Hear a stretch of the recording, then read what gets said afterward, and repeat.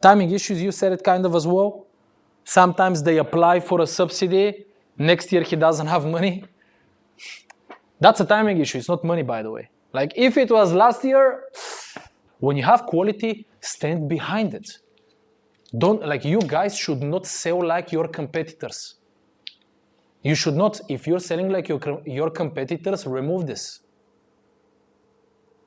That's not you. By scammers, I mean, he's selling one thing, he's doing another. More money, less value. More money, less value. Yes, it's cheaper than you. It's much lower value than what he's selling. Otherwise, he wouldn't give the money. So you guys, if you don't believe in your value, I would like you to know that you are hurting your client because he will get fucked.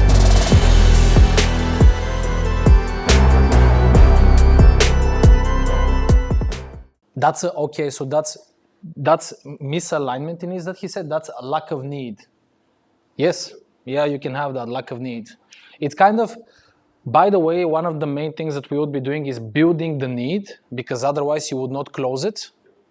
But there are clients where you would try it 2 or 3 times and then don't hang up, evaluate him. Hey, by the way, I thought that we were fixing a problem here and that we are actually providing something that would be giving the house or the business additional revenue. However, I see that for you, this might be a different thing. Like it might be a different priority or not such a big problem. Can you please share with me which one of those it is, or if it's something different?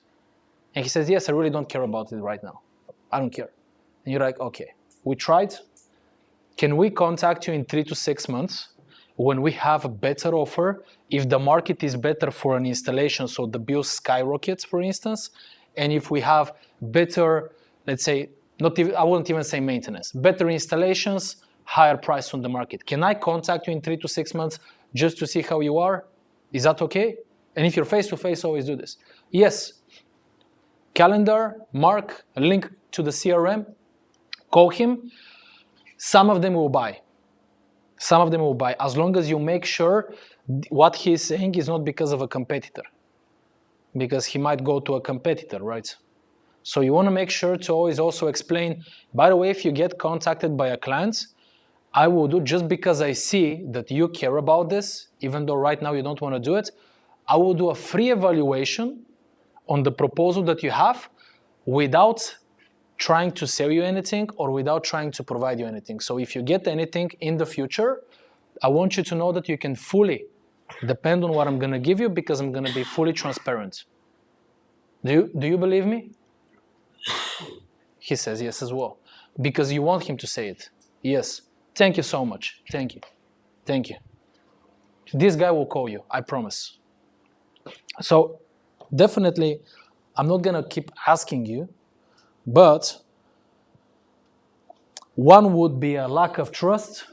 Don't read the big words. This is when I send it, you can play with it if you want, but lack of trust. 2, one of the biggest problems in SOAR, overwhelming information. You are killing me with information. I know it can be a technical guy, like you said. This doesn't mean he wants to listen to you. Client prefers to listen to himself. Would you agree? Like he wants to talk, not me. So overwhelming information, perceived lack of need or misalignment there. 4th, pressure to make a decision. You said it. Pressure to make a decision. You don't see, right? Why don't you tell me? Man, you're like you gotta tell me. I'm sorry. So, perceived pressure to make a decision. There's a good way to do it, out of respect. Skepticism about value. Nobody said this. Timing issues. It can be, by the way, not for me right now, but that's kind of low interest. This is timing issues. Timing issues, you said it kind of as well. Sometimes they apply for a subsidy. Next year he doesn't have money. That's a timing issue. It's not money, by the way. Like if it was last year, lack of authority to decide in B2B, this is for you guys. We will check and see all the types of clients specifically for your training. And if you speak with some of them in a specific way, you have lost the deal. Because there's specific types of decision makers that you need to know how to do. Because we are all professionals, so we should know this. You would still have your personality, I would still speak like myself, but the type of information that I'm giving would be different. And even if he asks me about something else, I would know how to handle that. Put a rapport, this is different than trust. Do you guys know what's rapport? Rapport is what you said, connection with the client. Connection. Okay? What's the difference between trust and connection with the client? Frequency. Okay. Yes, I can sit silent with you and we're going to understand each other. But what would be the difference? Because some people think it's the same. Some people say, yes, rapport is trust. No, trust amplifies rapport. It amplifies it, but you can do it without having full trust. Why is it different? You build the connection based on trust. And based on other things, actually. But let me ask you this. Do you have a connection to like a movie actor? You like somebody? You might like you might like, let's say a woman, right? It's not really a connection, because in order to be connected, you need to speak directly to that person, or to have a link with him. Well, I'll tell you this. A lot of people have idols, actors, singers, why do you think they're the main influencers? Why do you think you see marketing with singers and actors? Because of You're a bit smarter. Most people connect with them and they buy. Can they trust them? No. They're selling chocolate. Cola. Or they make commercials for betting. Betting, yes, betting. People go and do it. Oh, of course. So it's a different thing, because if you have only trust, you go into what we said earlier, you're the nice guy that I see, I can kick. I can be like, tell me this, tell me that, come on, price, this. Send me something better. If you only have rapport, everybody here has bought a car, right? Yeah. Do those guys build rapport or not? Right? Do you trust them? Do you trust them? They're usually super charismatic. Come on, man, come. You can drive it. Come on, you can this is the key. Come on, you can go. And they're super charismatic, but you're like, this is such a sleazy guy. Like he gets you. Like you can laugh, but you're like, I have to calculate the car, because he's so sleazy. So you can have a connection because of the charisma, let's say, but you're not gonna have trust. So that's what I wanted to explain this, because people misunderstand that sometimes. You need to have both, obviously. Misalignment in needs, we said it, and this is interesting. It doesn't say competitors. Should I move it? It doesn't say competitors. It says too much focus on competitors. It's this guy is lying to you. This is bad. This is bad. Wow. This. Oh no, leave it.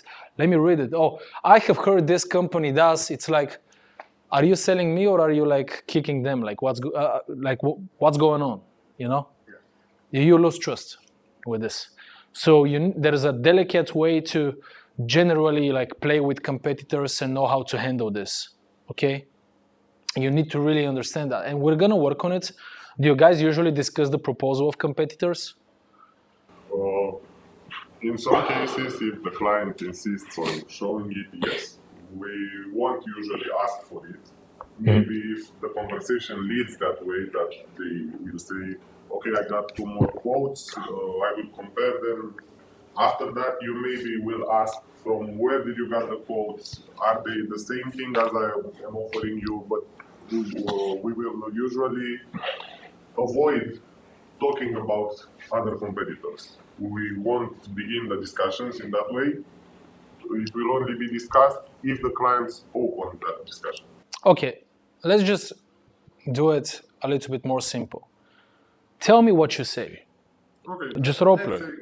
Let's say. No, I'm just saying, hey, by the way, I have like a different quote where like the price is different. It's a different thing. Okay. I get what you're saying, After but that, I will ask, okay, what did you ask for?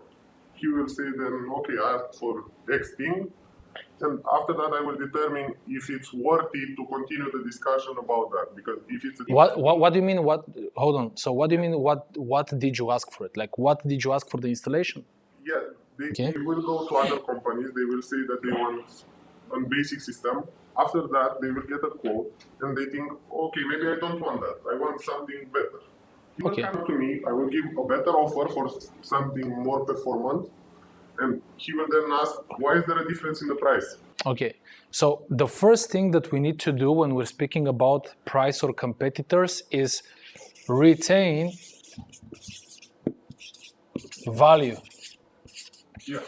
This means even if you're providing a new quote, you need to fight with me, at least one time. Yeah. Because this means that if you immediately switch, it means that you gave me something wrong. The worst thing you can do, by the way, is do a discount. It is. I don't know why you're laughing, but the worst thing, because you know what you told me? You were gonna fuck me with 10%. You were gonna fuck me with 30%. I'm not gonna buy. Thank you for telling me the real price. I will go buy from you. Never do it. You can reduce the component, you can restructure, you can say that you can move something, maybe, I don't know, 5%, and you can say, hey, I'll give you 5% if we also sign a maintenance contract, which I'm gonna make it free for the first 2 years, right? So you add in the other like a part of it, not like the standard. This is like, you guys don't understand, these are business owners, he can find another 10 companies. I promise that this is how it's done, I promise.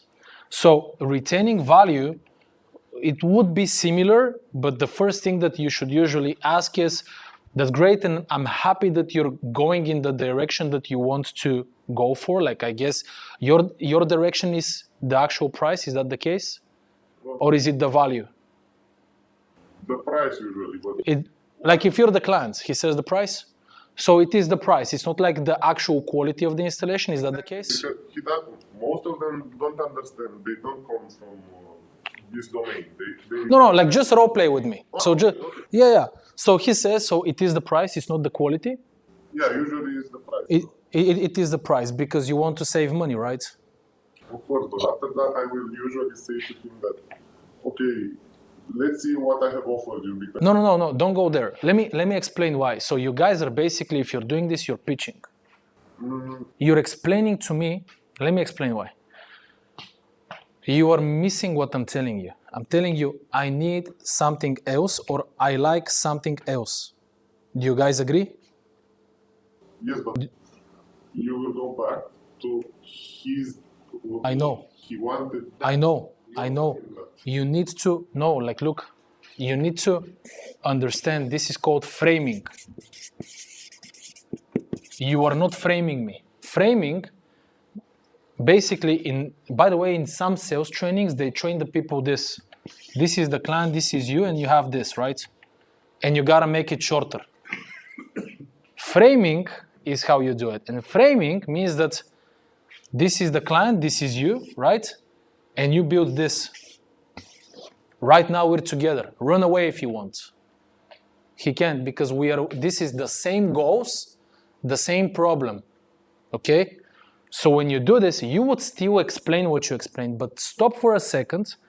And when I say, for instance, so you're doing that because you want to save money, basically, is that the case? And you're saving this money today, would you agree with me? Yes. Now, may I please explain to you just how you can actually save money in the future in order for you to make sure you're making the right decision? Yes. Then you can dismantle, this is dismantling the client, and you can say, now we're not going to be looking at the quotes. I don't really care about the company and everybody that you're speaking with, because this is your business and it's your decision.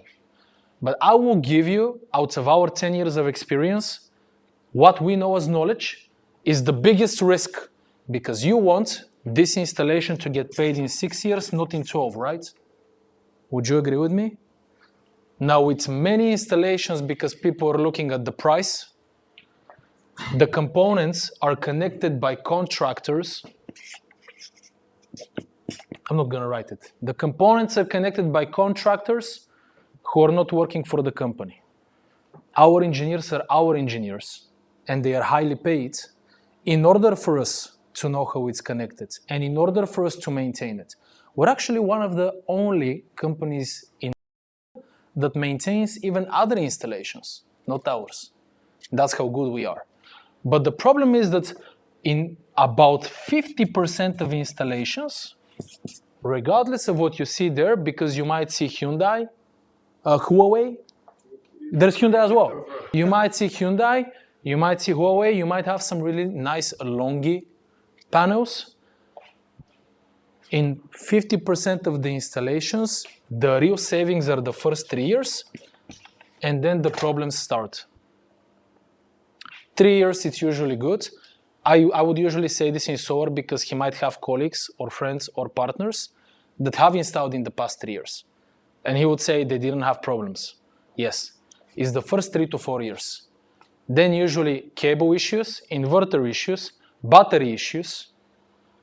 If, by the way, you have soft or that type of a ballast or construction on the top, it would hold for about 3 to 4 years. But if one really nice hurricane hits after that, you might have to reinstall the whole thing. And that's in about 50% of the installations. Now, you might not have a quote like this. I'm not really sure. This is something that you have to consider yourself. But what I can tell you is that the way that we install the installation is you don't lose this money. So today you might be saving, as you're telling me, 50K. The point is that in the future you might be spending another 250 or losing the whole installation. Do you think that I'm telling you the truth? Yes. You do? Why? Because you have the experience and the value. What is he doing now? Is he selling himself? The client. You're the client, or are you answering like yourself or like the client? I'm answering as the client. As the client, right? What is he doing when you ask him like this? Do you trust in what I'm saying? And I just stopped you because, yes. Why do you trust me? Stop. And yeah, do you get what's happening? Yeah. He's pitching himself. You don't pitch. Okay? When he says that, because you dismantled the expectation of the proposal, you can say the following. Thank you so much for trusting me. Now, the first thing, no, by the way, a lot of people are not as honest as you. Thank you. Thank you. I actually want to say this. If you think that there's really even like a 10% chance that this is a risk that you're taking, I don't usually do this, but I can take like maybe 10 to 15 minutes right now to look at the proposal just on the top. And I might be able to give you some information. Would you like to do that? Would you like to do it? Yeah. And just check like this. So this is how you go, and then you can view it and don't go aggressive, but just be confused. And just say, this is a bit strange. Okay, I see that. Okay, you know what? By the way, this here is not such a bad idea. We can do something like this. Like we can use those inverters or cables. This is a little bit more technical, okay? So you guys gotta know the product. But just over the top, if you wanna put any type of an idea in the client, don't put negativity, put confusion. If you're looking at the quote of the competitor. Do you get me? Well, you know, like, look, I always respect my colleagues. I don't really understand this quote, just so you know. I would like to be polite. I don't really understand this. I see the money. I see it's cheaper for you. That's the only reason I see it. I get it. So it's cheaper, okay. And you just shut up and he can add, low quality. Okay? He does. And it works. This works all the time. By the way, to my clients, I've never lost a client to a competitor. Additionally, no client that I've worked with has worked with a person like me. But when you have quality, stand behind it. You guys should not sell like your competitors. You should not, if you're selling like your competitors, remove this. That's not you. So it's not. One thing that I can tell you that I have seen in Bulgaria that you can use, because maybe I said some that it's 50%. Use it, please. If you don't want to use it, use another number. But one thing I can tell you is that, how long is your company? 10, right? 10 years, right? In the past 3 years, your company count in SOAR has increased with more than 70%. Maybe even more than 100. Do you know that? Do you know it? Number of the competitors. It's maybe, by the way, it's maybe more than 120%. Do you know what this means? It's full of scammers. By scammers, I mean he's selling one thing, he's doing another. More money, less value. More money, less value. Yes, it's cheaper than you. It's much lower value than what he's selling. Otherwise, he wouldn't give the money. So you guys, if you don't believe in your value, I would like you to know that you are hurting your client because he will get fucked. And usually, these companies that decide to open in 3 years, they're pretty arrogant. They are arrogant, and this confidence, like he's super confident. He's cheeky. He would kill your client. And the client would say, man, this guy is so confident, there's no way this thing is cheap. There's no way this is low quality. So you guys need to be at least as confident as these guys. Otherwise, your clients, because you are so professional and so nice and so formal, your client goes to the scammer. He goes there. Do you agree? You need to save your client from the scammer. It is like this. Again, to me, a scammer is you sell one price, you give another quality. Always the price is below the quality. That's a business. That's a business. If what I'm providing here doesn't have the quality that I expected, he should tell me, basically. I paid you jack. So don't let your clients go there. They don't deserve it. They are speaking with you for a reason. You know what? I always say to myself, however the client sounds, however, first phone call, second phone call, third meeting, online meeting, he would not be speaking with me if he didn't want to do it. He would not. So he's still wondering, even if he says the other company, hang up the phone. Okay, go there. He doesn't because he still wants to work with you. He does. So let's end it for now so we can go and eat a lunch, right?